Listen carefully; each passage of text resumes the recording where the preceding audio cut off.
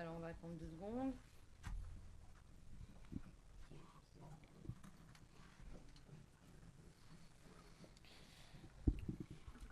On peut démarrer si quelqu'un veut poser la première question.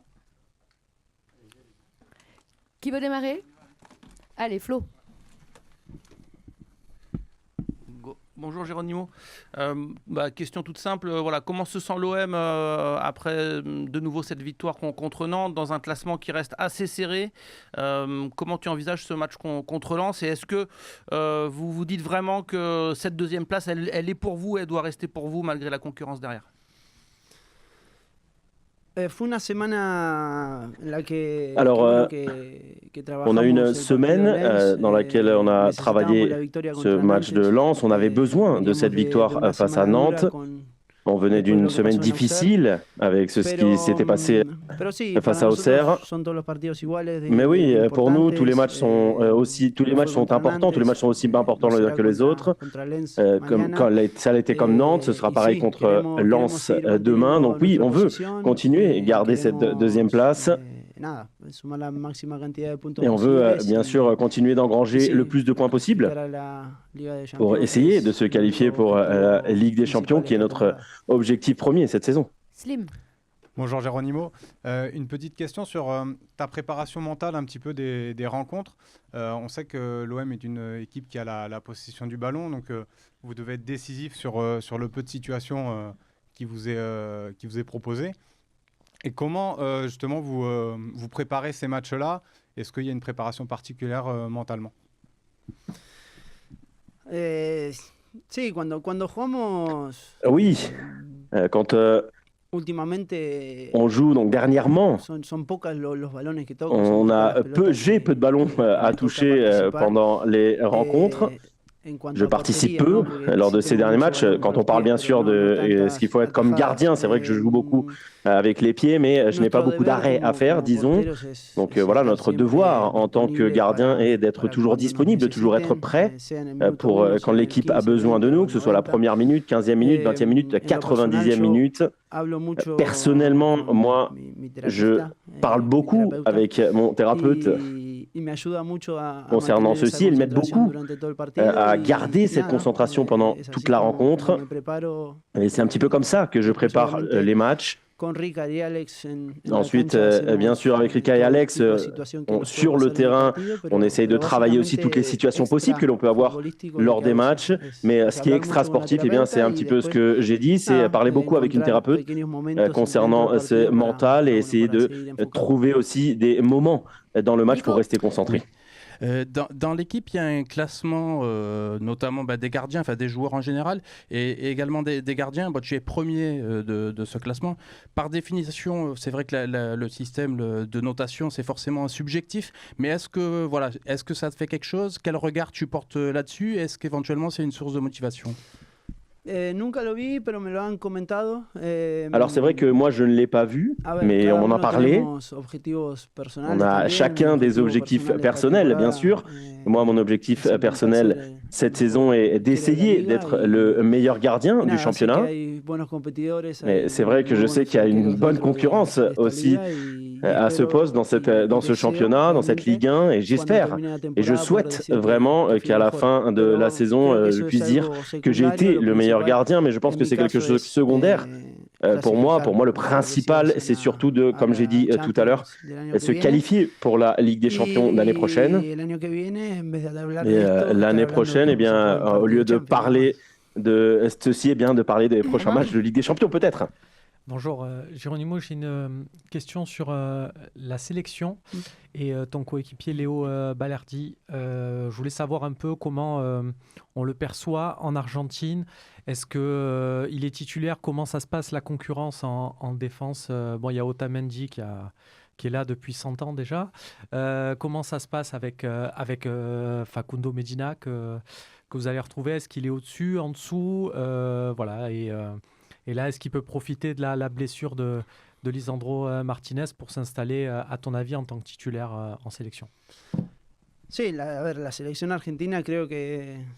Alors, en sélection argentine, je pense qu'on a des très grands joueurs. C'est une des choses que l'on a. Et surtout, en défense, c'est le cas, comme vous avez dit.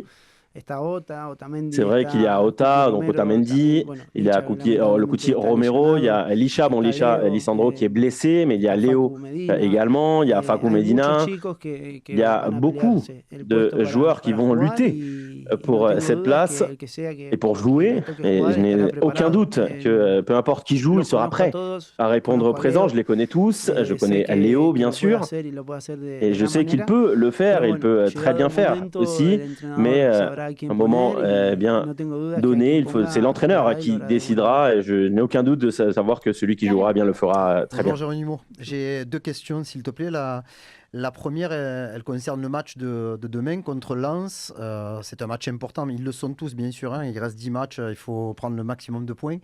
Mais lors du match aller, ça a été un match un petit peu charnière parce que vous aviez changé de système, vous sortiez de la trêve et de la douloureuse défaite contre Auxerre. Quels sont tes souvenirs de ce match aller et comment tu vois aussi l'opposition de demain?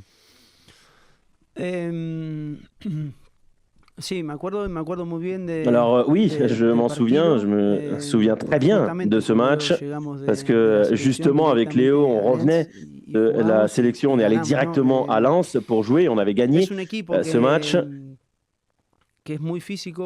C'est une équipe très physique, une équipe qui va au duel sur tout le terrain, dans tous les secteurs du terrain. Je me souviens que lors de ce match, les publics aussi poussaient beaucoup.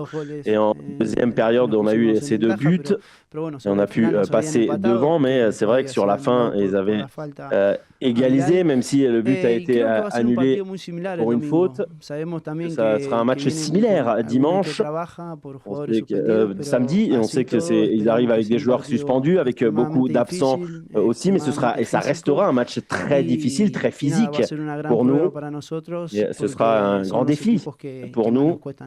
Parce que ce sont les équipes qui, généralement, contre qui on a plus de mal, ce type d'équipe. Donc voilà, c'est ce qu'on a travaillé cette semaine et on va essayer que cela soit décisif pour le match de demain. Et quand on parle de ton positionnement et de l'importance de ton jeu au pied, c'est quelque chose que vous travaillez régulièrement. Depuis quelques semaines, il y a des changements au niveau de la défense devant toi parce qu'il y a eu des blessures. La dernière en date, celle d'Amir Murillo. Comment vous travaillez ça déjà, la relation que vous avez au niveau technique et comment toi tu fais pour être efficace dans ce jeu au pied? Toi, un gardien de but, habituellement, on vous demande plus d'être bon dans la surface et sur votre ligne. Est-ce que tu as évolué pour essayer d'avoir ces qualités-là? Oui, sans aucun doute. Beaucoup progressé. C'est vrai que la première fois, moi peut-être pas la première fois, mais ça faisait longtemps qu'on me demandait ou qu'on ne m'exigeait pas participer autant au jeu.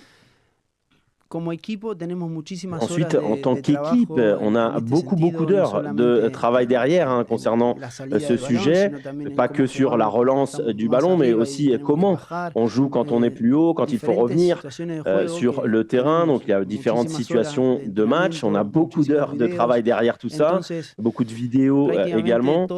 Alors, c'est vrai qu'on sait tous pratiquement ce qu'il faut faire à chaque poste, et je pense que c'est aussi ce qui est très bien pour nous et ce qui est positif avec le staff qui nous montre des exemples de situations de match avec des vidéos, situations que l'on peut avoir pendant les matchs. Et donc, bien sûr, chaque joueur ensuite doit le faire et faire les choses correctement. Mais c'est vrai que personnellement, moi, j'adore ce style de jeu. Je prends beaucoup de plaisir, je m'amuse beaucoup et je pense que c'est la meilleure façon pour pouvoir gagner.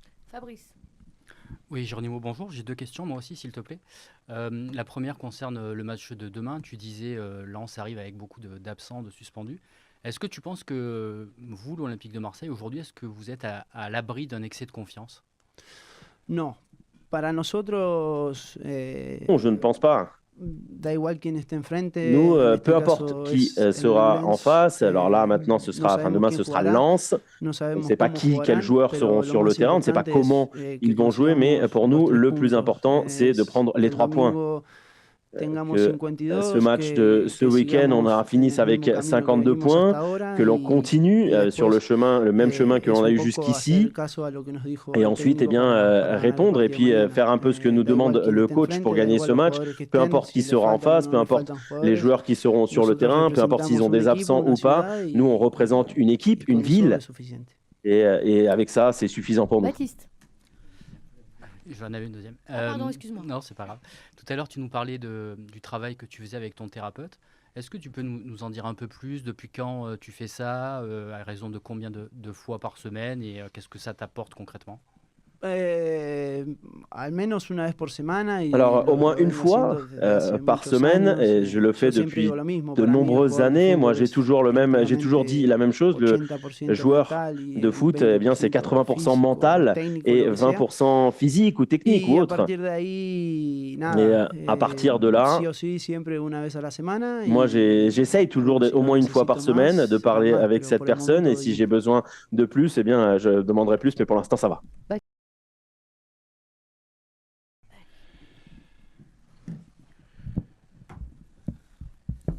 Allez, Karim. Bonjour coach. Bonjour. On a appris officiellement ce matin la prolongation d'Amir Murillo. Alors c'est la bonne nouvelle. Bon, la mauvaise nouvelle, c'est qu'il est blessé pour quelques semaines. Déjà, qu'est-ce que vous pouvez nous dire sur cette prolongation? Ce que ça représente, même pour vous, le coach, le staff, et un petit peu plus loin, comment résoudre le problème de l'absence de Murillo, parce que c'est un joueur assez particulier quand même.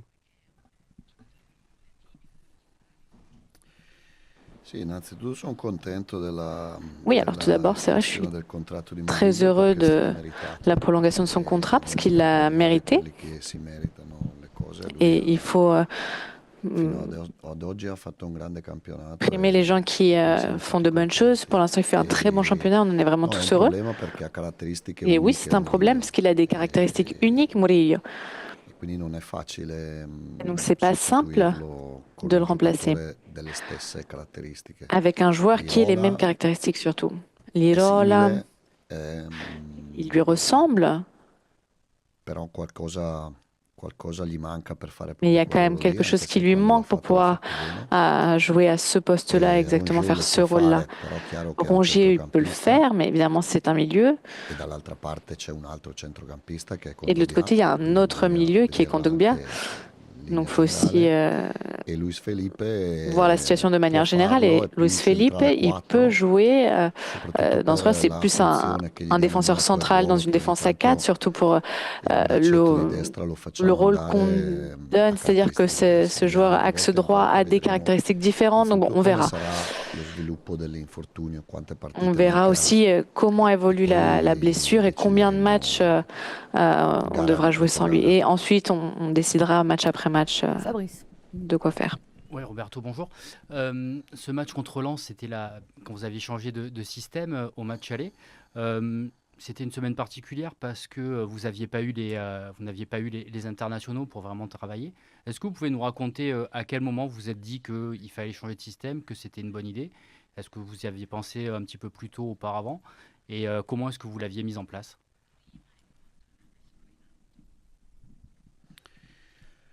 Alors le match d'après, au match d'après, j'y pense une fois que je suis dans ma voiture après le match. Donc dès que je pars du vélodrome, je pense déjà au match suivant. Et c'est là que j'ai les meilleures idées au final, parce que je pense que la première pensée, la première idée, c'est celle que j'essaie vraiment de garder en tête, puisqu'au fond, tout au long de la semaine, après, on pense, on repense, on pense aux choses positives et négatives, mais je pense que la première chose qui me vient en tête à la fin du match, pour le match suivant, et celle qui, de par mon expérience, m'a toujours donné plus de satisfaction. Donc, on avait joué contre Auxerre à la maison, on avait perdu un match où on avait mal joué. Et donc là, j'avais eu la confirmation qu'il fallait changer quelque chose. surtout avec l'insertion d'un autre milieu de terrain qui a été Rongier à Lens. Mais le match aller, voilà, est fini, conclu. On a le match retour qui est celui de demain. Je suis très très concentré sur ce match-là. Pour de nombreuses raisons. Tout d'abord parce qu'on a remporté le match contre Nantes. De pouvoir remporter 2 matchs d'affilée à la maison, c'est jamais facile pour personne. Parce que Lens, on peut penser que c'est une équipe qui s'est un peu affaiblie après le mercato, qui a perdu 3-4 matchs d'affilée. En réalité, c'est une équipe très organisée, très physique. Et donc, j'essaie d'affronter le match de demain énervé. Il faut vraiment que demain, on fasse un gros match, qu'on l'emporte, qu'il y ait vraiment un palier qui soit passé au niveau mental. Tout Marseille, pas seulement l'équipe. Et pour devenir une grande équipe, il faut d'abord qu'on ait cette mentalité de grand club. Sinon, il y aura un match où on l'emporte, un match où on joue bien, un match où on arrive en claquette, un match où voilà, on n'y arrive pas. Après, un match où il y a quand même l'orgueil qui revient et après, ça nous manque. Donc, voilà, c'est vraiment ça le défi. Bonjour coach, pour prolonger la question de Fabrice sur le changement de système, est-ce que ce changement de système à Lens, il avait été fait un peu beaucoup pour Mason Greenwood, pour le placer plus haut sur le terrain, le décharger peut-être de certaines tâches défensives? Et qu'est-ce que vous pensez des prestations de Greenwood avant et après ce changement de système?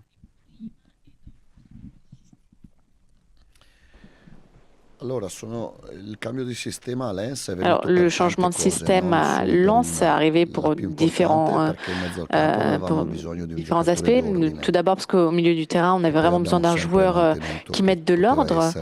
Et c'est ce qu'on a maintenu après. Ça pouvait être Rongier. Maintenant, on a Benasser aussi qui le fait.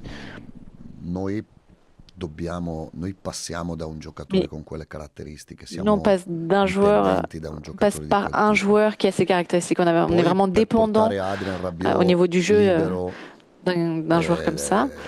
Et après, pour que Adrien Rabiot réussisse à se trouver dans la zone où il réussit à mieux s'exprimer, donc sur l'axe gauche, comme milieu offensif. Donc, de cette manière, c'est vrai qu'on a rapproché un peu Greenwood du but avec moins de tâches défensives, c'est vrai. On a maintenu les 3 défenseurs centraux. Parce qu'à 2, on ne pouvait peut-être pas se le permettre. Avec Kondogbia, bien que ce soit un très grand joueur, ce n'est pas un défenseur né.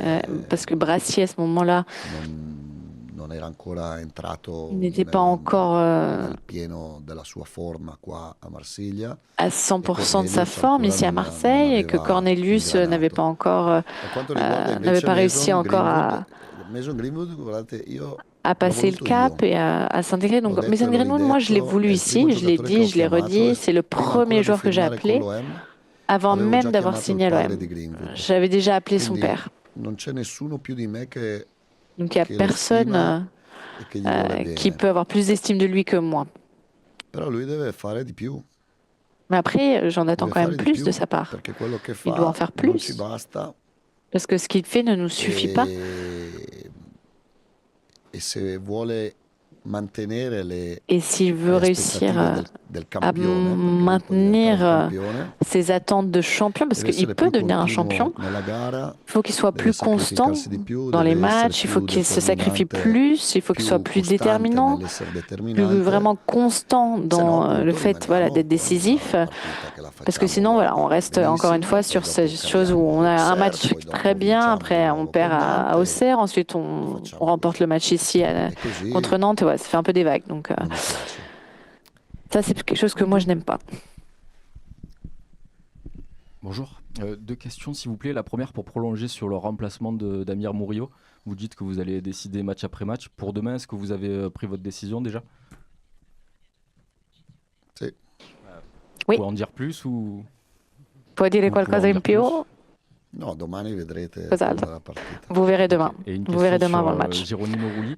Vous dites que vous avez plusieurs leaders dans le vestiaire, à chaque fois vous le citez, tout le monde voit ces matchs, mais est-ce que vous pouvez nous parler un peu plus de son rôle dans le vestiaire en tant que leader? Merci.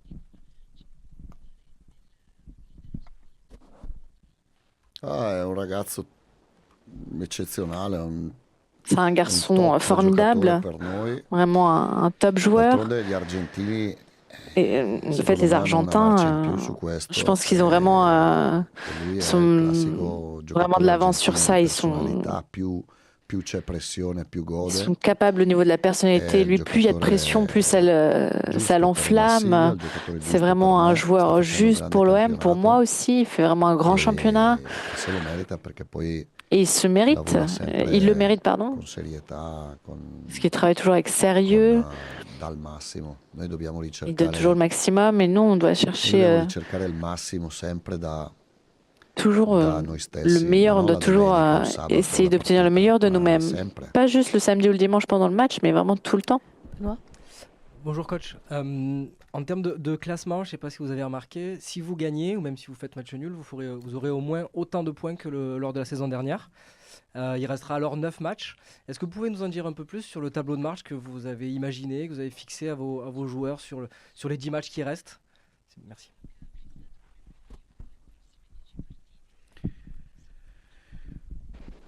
Non, non posso dire niente Non, je ne peux rien dire de particulier parce que si on m'a engagé, c'est pour faire mieux que l'an dernier. Donc, on n'a pas l'impression d'avoir fait quelque chose de magique. On a fait notre travail, on essaye de continuer, de porter à bien. C'est un championnat difficile. Je pense que l'objectif, ce n'est pas le match de Lens, c'est pas d'atteindre la Ligue des Champions, mais mon objectif est un peu plus à long terme. C'est d'essayer vraiment d'augmenter, d'élever le niveau du club et de ne pas avoir des oscillations, voilà, une bonne année, une année moins bonne. De faire en sorte que l'équipe, le club, soit une des meilleures équipes en France de manière constante et qu'elle soit en Europe de manière constante et dans la première Europe, entre guillemets, la Ligue des Champions. Et pas pour avoir un rôle de participant, mais vraiment d'être compétitif.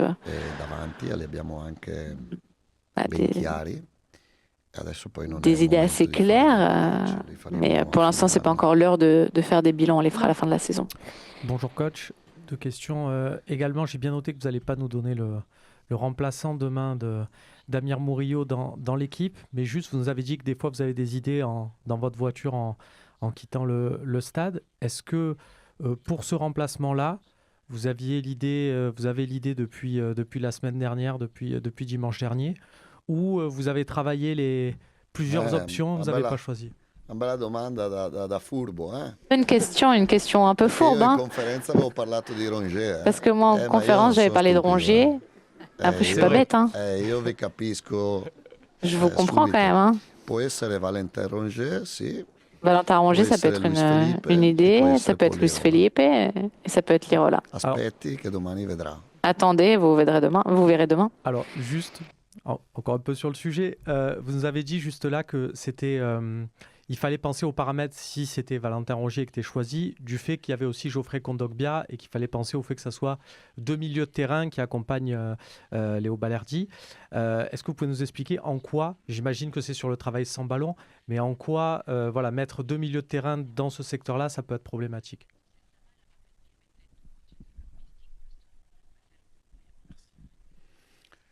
Non, ça dépend, c'est pas dit que ce soit un problème. Mais quand Murillo n'est pas là, on est vraiment dans une urgence, c'est un peu la crise, et donc évidemment il faut l'affronter de manière différente par rapport à une situation où tout le monde est à disposition. Quand tu joues avec 2 milieux derrière, c'est-à-dire qu'il y a quelque chose devant qui peut changer aussi pour essayer d'équilibrer le jeu. Tu peux changer quelques milieux, quelques milieux offensifs, quelques pistons. Et puis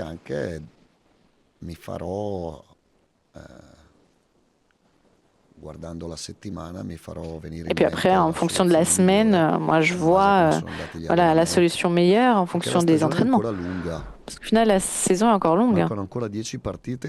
Il manque encore 10 matchs, c'est 30 points. C'est vrai, on est deuxième, mais on n'a encore rien fait. On n'a vraiment fait rien du tout, zéro. Donc la tension doit vraiment rester très élevée, tout le monde doit être très concentré. Et il ne faut vraiment pas qu'on baisse la garde. Mais qu'on change l'effort pendant l'entraînement, la concentration, ça ne doit vraiment pas baisser de même de 1%. Et sur ça, je suis vraiment très sévère contre tout le monde. Si on baisse la concentration, s'il y a une désattention aussi mentale, c'est quelque chose qui m'énerve beaucoup. Coach, bonjour. On a beaucoup parlé de Lens phase aller et là vous les recevez. Ce qui a changé aussi, ce sont vos résultats au Vélodrome par rapport à cette période-là. Alors oui, il y a eu un changement de système, il y a des joueurs aussi qui ont évolué. Vous disiez à l'époque, j'avais des joueurs là que je ne reconnaissais pas le week-end au Vélodrome. Qu'est-ce qui a changé concrètement? Est-ce qu'aujourd'hui le Vélodrome, jouer au Vélodrome, c'est une force pour vous? Est-ce que vous sentez des joueurs différents quand ils entrent sur le terrain? Et à l'inverse, est-ce que du coup ça fait plus peur à l'adversaire aussi?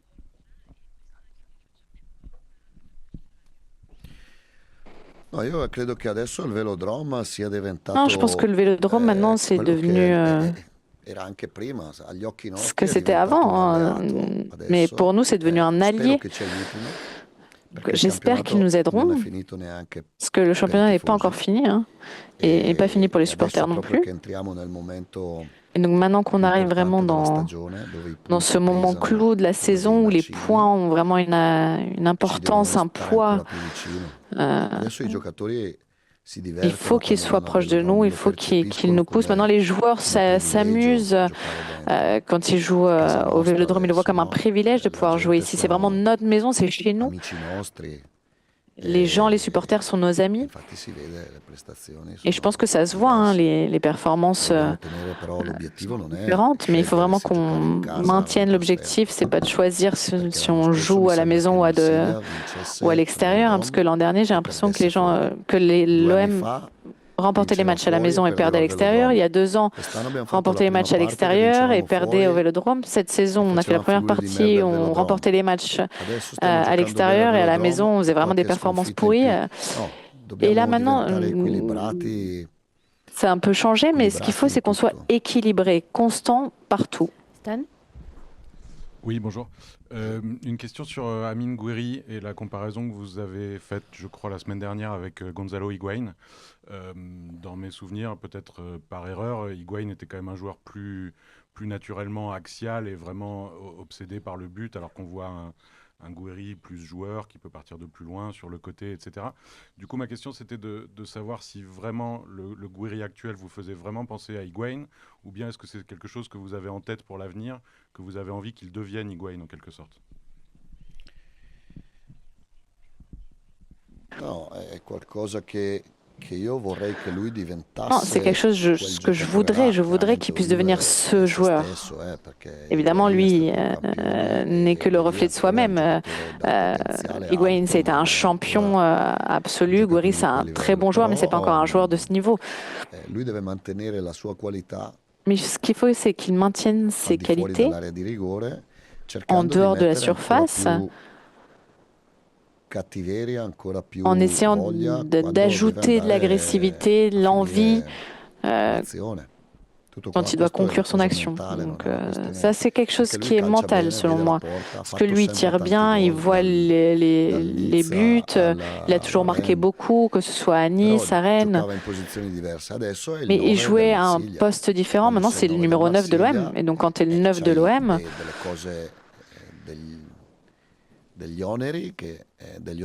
des obligations, c'est aussi un honneur, c'est un privilège de pouvoir le faire, mais tu as aussi des obligations parce que tu as la responsabilité de marquer.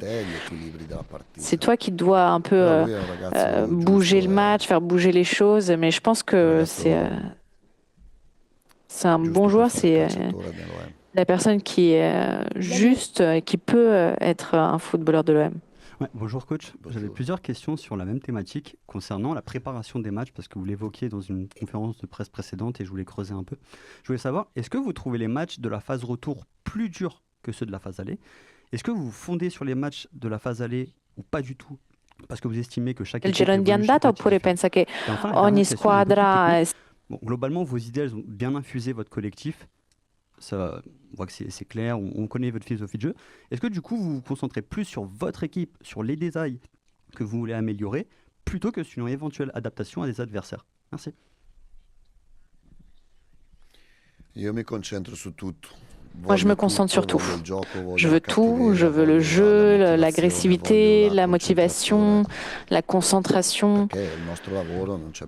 Parce que c'est notre travail, on n'a rien d'autre auquel penser. Instagram, les réseaux sociaux, moi, j'en ai pas, ça ne m'intéresse pas, c'est à vous de regarder ça. Donc, il faut toujours que je me concentre sur tout. Je pense que cette phase retour est toujours plus difficile que la phase aller. Je pense qu'on ne joue pas encore comme je voudrais qu'on joue, comme ce qui est notre objectif. Je pense qu'on en est encore un petit peu loin sur tous les aspects. Mais je pense aussi qu'on a quand même trouvé une identité, une âme, notre équipe. On sait presque toujours qui on est, dans le bien comme dans le mal, mais l'équipe a continué à aller de l'avant. Moi, j'aime entraîner ces joueurs. Moi, je pense qu'ils sont tous forts, plus forts, peut-être même de ce qu'ils sont réellement, mais généralement, on pense toujours que ces enfants sont plus beaux que ceux des autres, et moi, je pense que mes joueurs sont plus forts, et c'est pour ça que vraiment, je les bastonne, que je suis là derrière eux, parce que dans un environnement, surtout comme Marseille, où on souffre parfois de ces hauts et des bas, je veux pas qu'ils se contentent, voilà, qu'ils se reposent sur leur laurier, qu'après une victoire, on soit trop relâché. Comme je veux pas qu'après une défaite, on soit non plus abattu. Et c'est pourquoi je fais vraiment attention à tout. Comment on s'entraîne. Si quelqu'un s'entraîne mal, il ne jouera pas, peu importe son nom. Si quelqu'un doit jouer dans son poste, j'essaie de construire l'équipe de manière à ce que tous les joueurs soient dans leur position naturelle. S'il faut que je stimule l'équipe, j'essaie de la stimuler. S'il faut que je me fâche, je le fais sans problème. Si je dois défendre l'équipe, je le fais aussi en essayant toujours de donner le maximum. Flo. Coach, ici au fond, une question sur la concurrence entre guillemets entre Quentin Merlin et Amar Dedić. Enfin, c'était le cas ces derniers matchs. Je ne sais pas si ça pourrait changer selon l'évolution de vos choix, mais Dedić et Merlin. Cette concurrence qu'on a vue ces derniers matchs avec Dedić qui remplace souvent Merlin. Qu'est-ce qui manque à Dedić selon vous pour devenir un titulaire et être lancé d'entrée de jeu? Et est-ce que vous en attendez plus de Quentin Merlin, notamment sur le plan offensif, même s'il a fait de très bons centres contre Nantes qui auraient pu peut-être finir par un but? Voilà, est-ce qu'offensivement il peut donner plus selon vous? Merci. No, ho aspettato Dedić che capisse. Moi, j'attendais que Dedić comprenne vraiment ce qu'est l'OM, Marseille, qu'il réussisse à s'intégrer. Parce que c'est un joueur fort qui vient d'une grosse équipe. Il a joué titulaire en Ligue des Champions. Il est fort aussi avec son équipe nationale, sa sélection. Peut-être qu'il jouera avec Merlin, peut-être que un des deux jouera. Est-ce que Dedić peut jouer à droite aussi? On verra. On verra. Mais c'est un très bon joueur. Merlin est français, il est à l'OM depuis 2 ans, il a commencé avec moi le 6 juillet, donc évidemment il est un peu plus en avant par rapport à Dedić. Cette semaine, dans un entretien donné à la Provence, Balerdi, votre capitaine, disait de vous il est un peu fou par sa passion du foot. Voilà, comment vous entendez ça? Comment vous prenez ça? Ha detto è un po', quindi non tutto. Il a dit je suis un peu, il a dit juste un peu fou, donc pas fou à 100%. Migliore rispetto al passato. Donc c'est déjà une amélioration par rapport au passé. Moi, j'essaie toujours d'être moi-même avec tout le monde, du plus fort au plus faible. Et moi, ce qui m'intéresse, c'est les joueurs. Moi, je brille, je suis luisant quand lorsque les joueurs font de belles choses, c'est leur lumière qui se reflète sur moi en réalité. Donc, j'essaie de faire les choses de manière intelligente. Parfois, je dois être un peu plus ferme. Parfois, il faut que je les embrasse plus, que je sois proche d'eux. Mais ce qui est sûr, c'est que j'essaie vraiment d'être toujours moi-même, sans essayer d'être une personne que je ne suis pas, en essayant de me faire bien voir, avec mes défauts, avec mes qualités. Allez, on termine. Karim.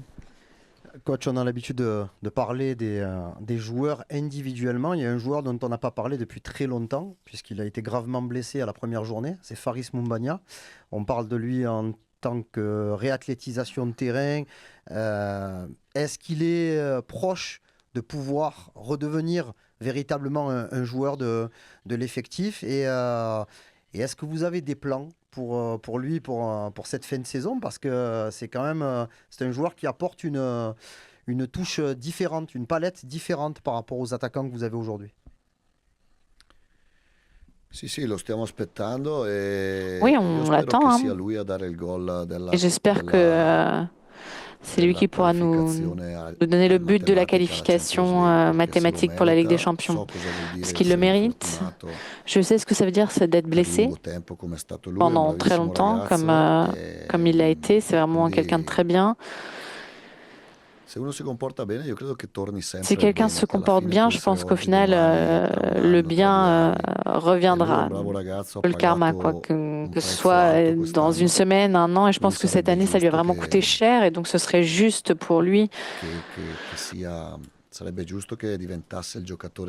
qu'il puisse devenir le joueur décisif au cours des derniers matchs. Ce serait vraiment beau. Merci. Au revoir.